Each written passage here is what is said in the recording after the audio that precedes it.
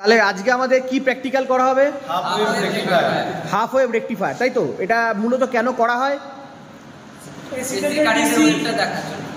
AC থেকে DC conversion করার জন্য। আমাদের দুটো জিনিস খেয়াল রাখতে হবে, যেহেতু এদিকটা হচ্ছে গিয়ে ডায়োডের কালার সাইড, তার মানে এটা হচ্ছে নেগেটিভ সাইড, আর এটা হচ্ছে ফুললি ব্ল্যাক সাইড, তার মানে এটা হচ্ছে পজিটিভ সাইড। তো আমাদের এই পজিটিভ সাইডটা রয়েছে, আর এখানে আমাদের কালার যে এদিকে রয়েছে, যে কালারটা শুরু হচ্ছে, ঠিক আছে, সেই কালারটা হচ্ছে গিয়ে আমরা এই মাইনাসের সাথে আমরা এখানে জুড়ে দিলাম। এটাকে আমরা চাইলে সোল্ডারিং করতে পারি, কিন্তু এটাকে আমরা জাস্ট টেম্পোরারি ভাবে কানেকশনটা করছি সময় বাঁচানোর জন্য, যে কারণে আমরা এটাকে এখানে মুড়িয়ে এটা এখানে শর্ট করিয়ে দিই। এখন আমরা যে সিগন্যালটা এখানে দেখছি, সেই সিগন্যালটা হচ্ছে হাফ ওয়েভ রেকটিফাইড সিগন্যাল। কারণ আমরা দেখছি, দেখুন এখানে একটা করে স্পাইক যাচ্ছে আর একটা করে দাগ আসছে, সোজা দাগ আসছে। ফিল্টারের জন্য ক্যাপাসিটর অ্যাড করতে হবে। আচ্ছা, সেই ক্যাপাসিটরটাকে যদি আমরা এখানে অ্যাড করি, তাহলে আমরা দেখতে পারবো এখানে স্পাইকটা পুরো সমান হয়ে গেছে। স্পাইকটা সমান হয়ে যাচ্ছে। আবার একটু ছাড়ো, হাতটা ছেড়ে দাও দেখি। হাতটা ছাড়লে সঙ্গে সঙ্গে আবার স্পাইকটা দেখা যাচ্ছে। আবার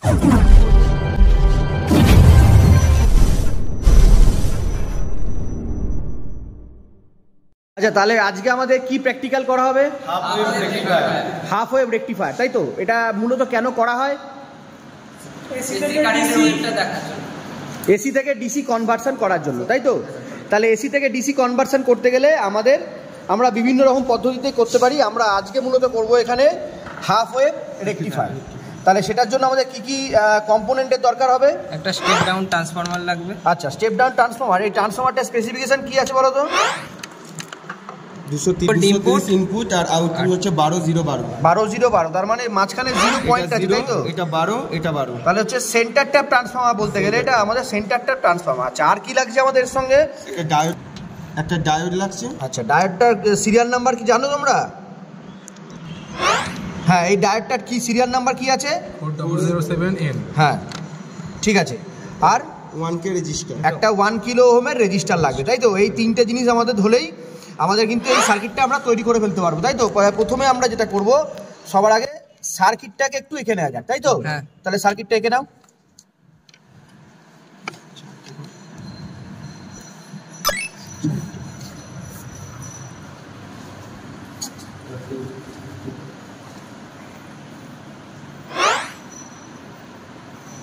যারা বুঝতে পারবে না এখনই কোশ্চেন করবে। আজকে আমাদের টিচার হচ্ছে অর্পণ।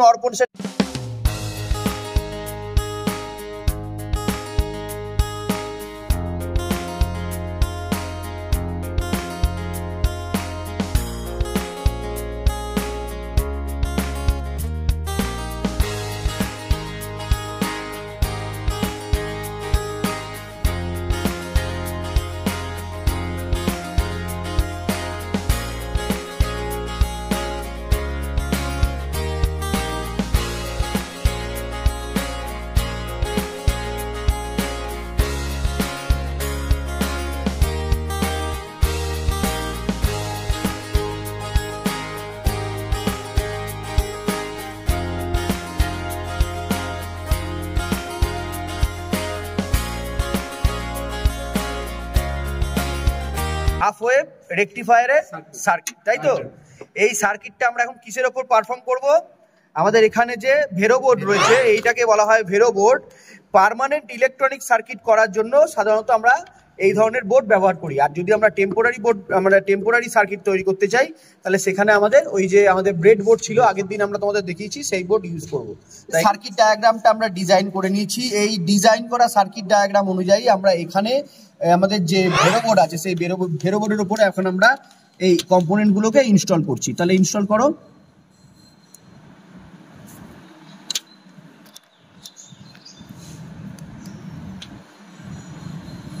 এটা আমাদের এই যে ব্রেড বোর্ডটা দেখছেন আপনারা, এই ব্রেড বোর্ডটা দেখুন, এটা কিন্তু প্যারালাল কানেকশনে থাকা একটা ব্রেড বোর্ড। তাই যেখানে খুশি আমরা ডায়োড বা রেজিস্টারটাকে ইনসার্ট করাতে পারি, কিন্তু যখন আমরা এখানে সোল্ডারিং করব তখন কিন্তু আমাদের খেয়াল রাখতে হবে যেন সার্কিট ডায়াগ্রাম অনুযায়ী আমাদের সোল্ডারিংটা করা হয়।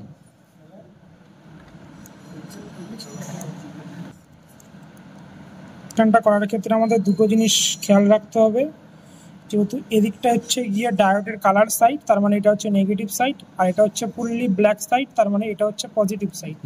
তো আমাদের এই পজিটিভ সাইডটা রয়েছে, আর এখানে আমাদের কালার যে এদিকে রয়েছে, যে কালারটা শুরু হচ্ছে, ঠিক আছে, সেই কালারটা হচ্ছে গিয়ে আমরা এই মাইনাসের সাথে আমরা এখানে জুড়ে দিলাম। এটাকে আমরা চাইলে সোল্ডারিং করতে পারি, কিন্তু এটাকে আমরা জাস্ট টেম্পোরারিভাবে কানেকশনটা করছি সময় বাঁচানোর জন্য, যেই কারণে আমরা এটাকে এখানে মুড়িয়ে এটাকে এখানে শর্ট করিয়ে দিলাম। এবার একটু ভালো করে মুড়ি দাও।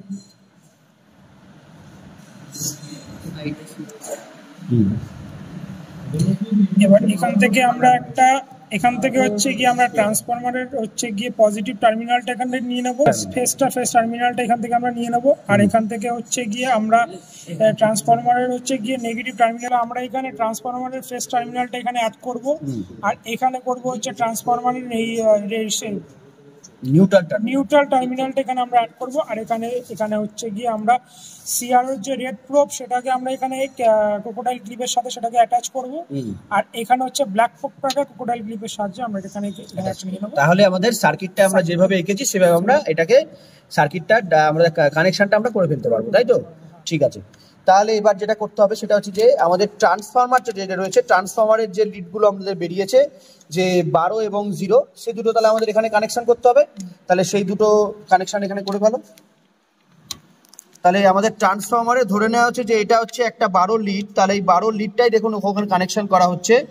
যেমন এইমাত্র অরিজিৎ বললো আমাদের সার্কিট অনুযায়ী যে যেদিকে হচ্ছে ডায়োডের ফুল ব্ল্যাক বডি অর্থাৎ পজিটিভ টার্মিনাল, সেদিকের সঙ্গে আমাদের এখানে ট্রান্সফরমারের যে ফেস টার্মিনাল সেটা কানেকশন করা হলো, আর ট্রান্সফরমারের যে সেন্ট্রাল ট্যাপিং থেকে 0 বেরিয়েছে সেই 0 টার্মিনালটি আমরা ওদিকের রেজিস্ট্যান্সের যে নেগেটিভ সাইড আছে অর্থাৎ ধরে নিচ্ছি আমরা টলারেন্সের দিক, সেদিকের সঙ্গে আমাদের এখানে শর্ট করানো হলো।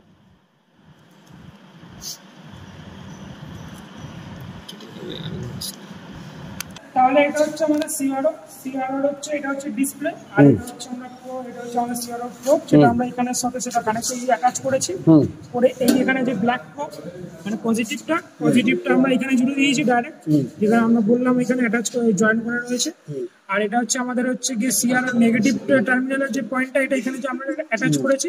এবার আমরা যদি সিআরওটাকে অন করি তাহলে আমরা দেখতে পারবো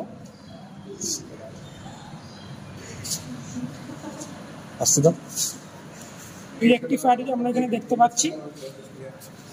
তাহলে এখন আমরা যে সিগন্যালটা এখানে দেখছি সেই সিগন্যালটা হচ্ছে হাফ ওয়েভ রেকটিফাইড সিগন্যাল, কারণ আমরা দেখছি দেখুন এখানে একটা করে স্পাইক যাচ্ছে আর একটা করে দাগ আসছে, সোজা দাগ আসছে, তাই তো?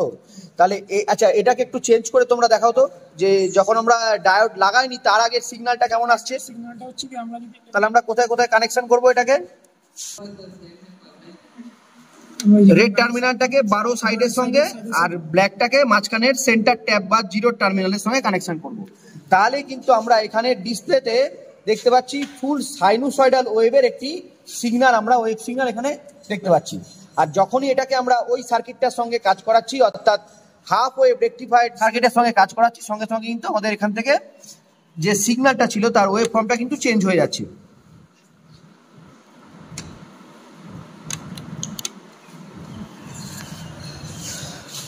সঙ্গে সঙ্গে আমাদের এখানে সিগন্যালটা কিন্তু অন্যরকম চলে এলো, আগে ছিল সাইনুসয়েডাল ওয়েভ, আর এখন এই ওয়েভটাকে আমরা তাহলে কি বলবো?